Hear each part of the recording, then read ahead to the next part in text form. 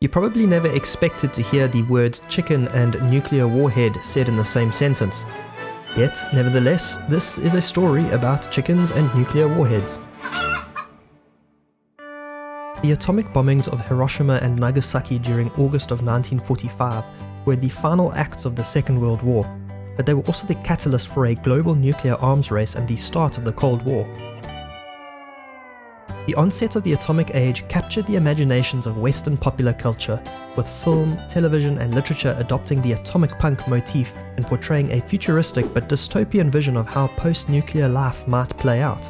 In some cases, it is hard to tell whether the films and TV of the day were inspired by reality or vice versa, given the litany of absurd Cold War projects that were undertaken, including some of the most bizarre weapon systems ever conceived. Great Britain, along with the rest of Europe, were gravely concerned in the 1950s about the Soviet Union launching a full-scale invasion of the continent. A focal point of the Cold War was Germany, which was divided among the occupying allies following the Potsdam Conference. The same was done to its capital, Berlin.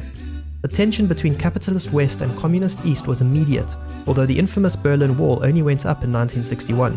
Given the Soviet Union's massive army, Britain knew that it and its allies would unlikely be able to hold defensive positions in West Germany in the event of such an invasion. Operation Blue Peacock was therefore Great Britain's best effort at outdoing all other nations for most harebrained and foolish defensive scheme ever conceived. While the chickens are a ridiculous detail of the story, they pale in relative significance to what may have happened had the project actually been carried out. Operation Blue Peacock was commenced in secret by the Royal Armament Research and Development Establishment in 1954 at Fort Helsted in Kent. In essence, the idea was simple. Take a nuclear warhead, combine it with the traditional concept of a landmine, and boom! With enough of these 10-kiloton nuclear bombs planted in the path of the invading Soviet Union, the Western powers could have a shot at obstructing and preventing the Red Army's march into Europe. The nuclear fallout from the explosions would sufficiently contaminate the area to, let's say, discourage a large army from trying to pass through. Blue Peacock was really then the ultimate scorched earth policy.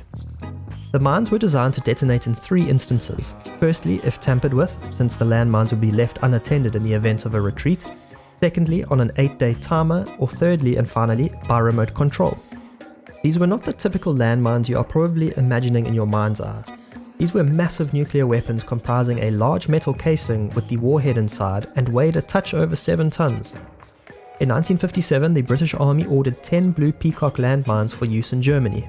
Understandably, the Germans would have balked at the idea that their supposed ally was planting nuclear warheads all over their countryside, and so the British came up with a cover story that the landmines were atomic power units to be used by troops in the field.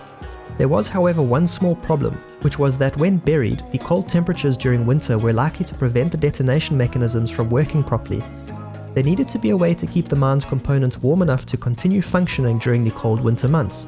Various solutions were proposed, including the use of insulating blankets, which sounds very sensible. But this is where the chickens come in. The casing was large enough to fit 10 live chickens, the body heat of which was supposedly enough to keep the warhead components toasty enough to continue working through the cold. The chicken proposal included that they would be sealed inside the casing with a week's supply of food and water. How kind. Whether or not this outlandish solution would ever have been implemented is a question we thankfully will never know, because in 1958 sense prevailed and Operation Blue Peacock was canned.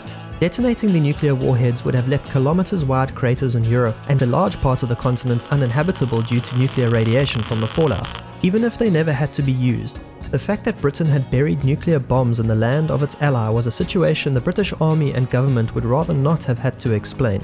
The documents detailing Operation Blue Peacock were only declassified on the 1st of April 2004. When the idea of using chickens came to light, it was thought that it was surely an April Fool's joke. However, in typical dry British fashion, Tom O'Leary of the National Archives noted quite firmly that the British Civil Service does not do jokes. To the collective relief of potentially conscripted poultry across Britain and Europe, none were called to serve in the defence of their country.